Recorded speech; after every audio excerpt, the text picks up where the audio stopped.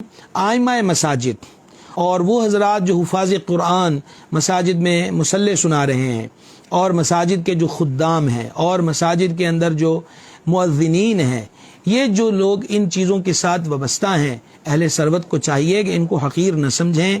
یہ لوگ اس پرفتن دور کے اندر مسجدوں کے مصلوں اور ممبروں کی رونق ہیں۔ یہ بھی دنیا میں بستے ہیں، بجلی کے بل ان کو بھی آتے ہیں، ٹیلی فون کے خرچ ان کے بھی ہوتے ہیں، کرانے والا ان کو بھی اسی ریٹ پر اشیاء خرد و نوش دیتا ہے جس پر عام پبلک کو دیا جاتا ہے، کپڑے لدے والے بھی ان کو اسی ریٹ پہ کپڑا لدا دیتے ہیں جس طرح عام لوگ دکان پہ خریداری کرتے ہیں۔ الغرض یہ انسان ہے، امام صاحبان، خطیب صاحبان، مؤذن، خصوصاً مسجدوں کے جو خدام ہوتے ہیں۔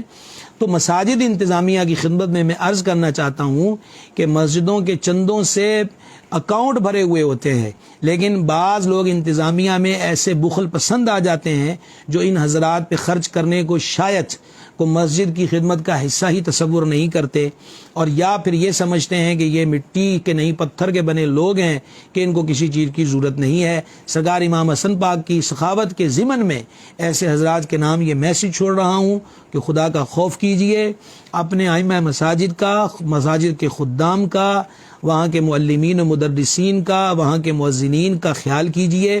عید کے موقع پر، اور وہ بھی شب قدر تک، اور بعض لوگ تو پھر عید کی صبح تک بھی لے جاتے ہیں، عید والے دن اکٹھے کر کے آپ کو دیں گے۔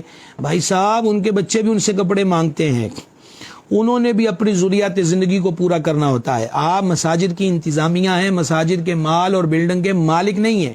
منتظمین کا کام انتظام کرنا ہے، وہ اس کی ملکیت نہیں ہو جاتا۔ لہٰذا قیامت والے دن ہر عہدے والے سے اس کے عہدے کے بارے میں بھی پوچھا جائے گا۔ آپ غور کریں کہ کیا آپ اپنے عہدوں کے ساتھ وفا کر رہے ہیں، اس طبقے کا خیال کر رہے ہیں۔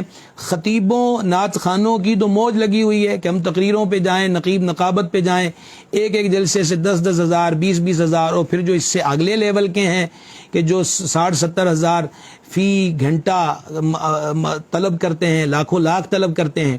لیکن یہ جو 5-5 وقت اذانیں بھی پڑھتے ہیں، یہ جو مصلوں پہ نمازیں بھی پڑھاتے ہیں اور جمعے کی تقریریں بھی کرتے ہیں، پھر ہمارے بچوں کو صبح و شام قرآن کی تعلیم بھی دیتے ہیں، اتنا کام اتنی کم تنخواہوں میں کون سا طبقہ کر سکتا ہے؟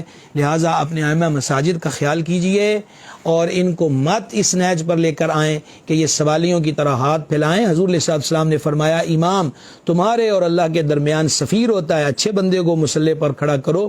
لہٰذا وہ بندہ جو ہمارے اور ہمارے رب کے درمیان سفیر ہو، اپنے سفارتکاروں کا اچھا خیال کیجئے، ان کی ضروریات زندگی کو سمجھیے۔ اپنی جیب سے آپ نے کچھ نہیں دینا، دیں تو بڑی بات ہے، پھر تو آپ سخی ٹھہرے۔ اپنی جیب سے تو کچھ نہیں دیں گے، وہ جو مسجدوں کے اکاؤنٹ بھرے پڑے ہوئے ہیں وہ لوگوں نے اسی لیے دیے ہیں، اور یہ امام صاحبان مساجد ہی کا حصہ ہے۔ وگرنہ لائے کسی سیٹھ صاحب کے ذمے لگائیں کہ وہ سردیوں میں صبح فجر کی اذان پڑھے، کسی چودھری صاحب کے ذمے لگائیں کہ وہ سخت گرمیوں کے اندر بھی وہ ٹھنڈے موسم کو چھوڑ کر مسجد کا دروازہ کھولے، جھاڑو کرے، واش روموں کو بھی دیکھے صفائی ہے کہ نہیں، کوئی ٹوٹی بند تو نہیں ہو گئی، اذان بھی وقت پر پڑھے۔ 2 منٹ اذان لیٹ ہو جائے تو تماشا کھڑا کر دیا جاتا ہے۔ یہ بھی اللہ کی مخلوق ہے، اس اللہ کی مخلوق کا خیال کیجئے۔ اللہ تعالیٰ توفیق عطا فرمائے۔